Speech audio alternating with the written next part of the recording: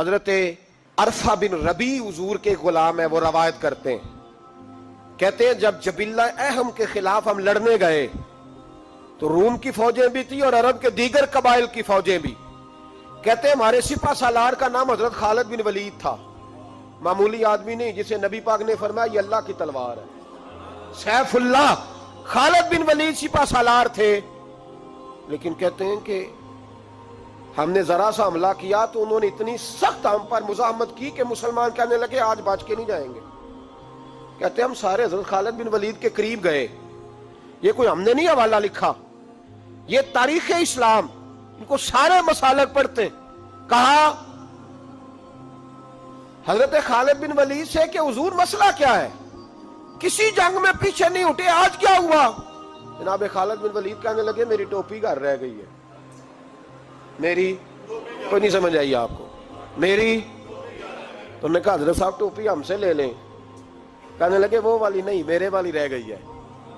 کہا ٹوپی کا جنگ سے کیا مطلب ہوا، تلوار سے کیا مطلب ہوا؟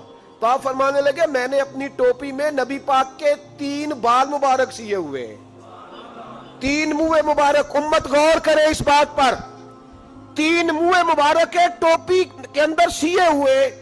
فرمانے لگے تلواریں تو سب کے پاس ہیں، مجھ سے بہادر سیانے بندے بھی ہیں، پر جب میں حضور کے منہ مبارک سر پہ رکھ کے میدان میں نکلتا ہوں تو فرمایا پھر اللہ مجھے ہر میدان میں کامیابیاں عطا فرماتا ہے. یہ نظریہ دیکھو، عقیدہ دیکھو، تبرک کی کوئی نہیں، برکت ہی کوئی نہیں. کہاں بیٹھ کے دین پڑھا ہے؟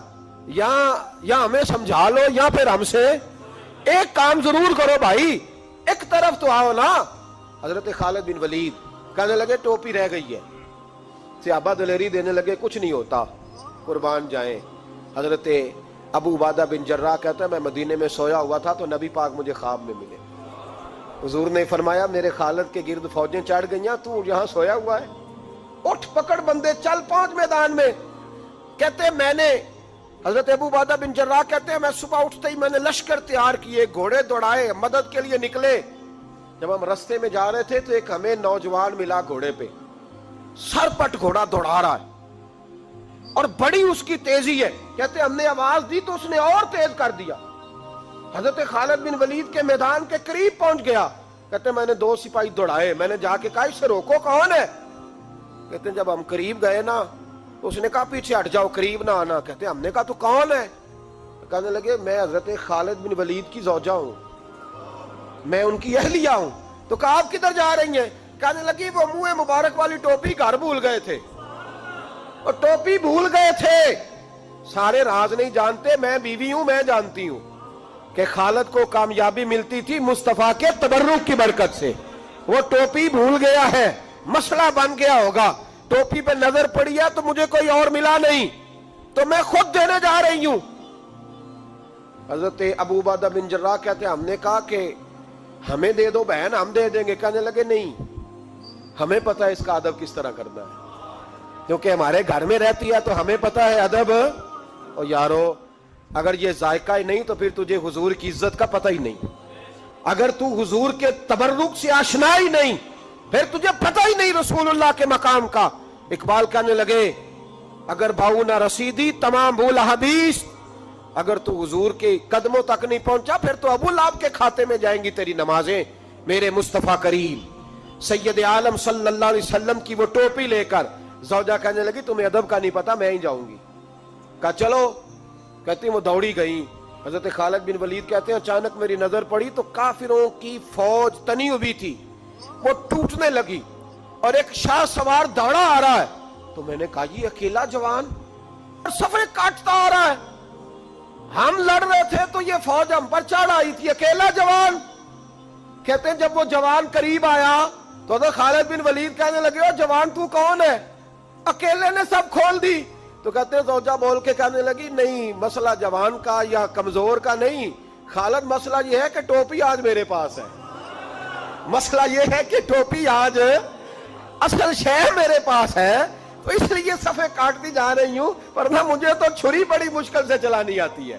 ٹوپی آج میرے پاس ہے، یہ ہے ارض جنت، یہ طیبہ کی زمین ہے، جنت بھی یہی، مال کے جنت بھی یہی ہے، یہ میرے محبوب پاک کے تبرک کی برکت ہے. حضرت خالد بن ولید رضی اللہ تعالیٰ عنہ کو زوجہ کہنے لگی ٹوپی آ گئی ہے، ٹوپی آئی ہے تو سمجھ لو فتح بھی آ گئی ہے۔ حضرت خالد بن ولید نے ٹوپی پہنی، اتنی دیر میں حضرت ابو عبیدہ بن جراح بھی آ گئے، کہنے لگے تگڑے رہنا، پہنچ گئے ہیں۔ تو حضرت خالد بن ولید کہنے لگے نام بھی پہنچتے تو خیر تھی، اب مصطفیٰ کے بال مبارک پہنچ گئے، اب حضور کے منہ مبارک۔ او بھائیو یہ تبرک حضور جہاں رکے، صحیح بخاری، صحیح بخاری، صحیح بخاری حوالہ میرے ذمے۔ تو مسجد نبی کی دیوار نہیں نہ چومنے دیتا، تو حضرت حلیمہ کے گھر کا بوسہ نہیں نہ لینے دیتا۔ صحیح بخاری، حضرت عبداللہ ابن عمر مدینے کے مفتی، جنہیں میرے نبی پاک نے فرمایا راجل صالح، یہ نیک آدمی ہے۔ وہ جب جاتے تھے نا بیت اللہ شریف، مکہ معظمہ، تو وہ جگہ ڈھونڈ ڈھونڈ کے نماز پڑھتے تھے جہاں میرے نبی نے نماز پڑھی ہے۔ سارا بیت اللہ حرم نہیں، لیکن وہ جگہ ڈھونڈ ڈھونڈ کے جہاں میرے رسول نے نماز پڑھی ہے، حضور نے جہاں نماز پڑھی۔ بھائیو اگر حضور علیہ السلام کے قدموں کی مٹی سے پیار ہوگا تبھی تو مصطفیٰ سے ہوگا، لیکن یہاں یہ ظلم ہے امت کے ساتھ، یہ زیادتی ہے۔